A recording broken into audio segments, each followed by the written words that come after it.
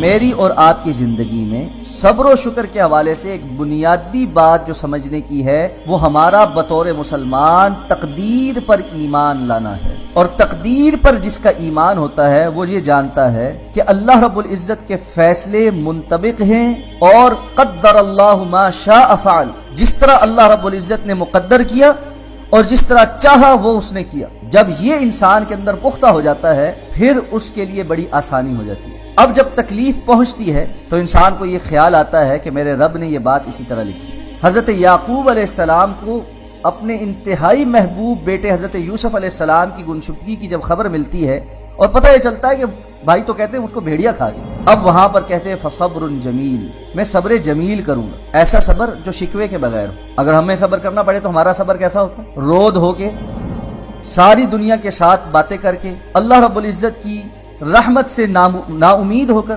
مایوسی پھیلا کر ہم ہی رہ گئے تھے، ہمارے ساتھ ہی ہونا تھا، ہم نے ایسا کیا گناہ کر دیا ہے کہ اللہ تعالیٰ نے ہمارے اوپر یہ مصیبتیں لاد دی ہیں۔ اس قسم کی ساری باتیں کرنے کے بعد نا آخر میں کہتے ہیں پھر میرا صبر ہی ہے۔ یہ صبر نہیں ہے، نا امیدی۔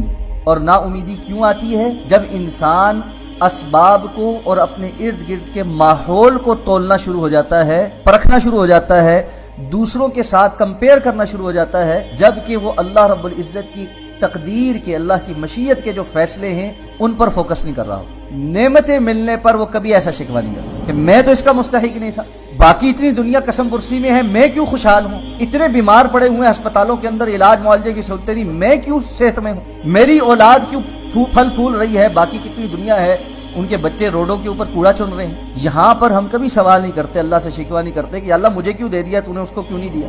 یہاں ہم سمیٹتے جاتے ہیں اپنا استحقاق سمجھ۔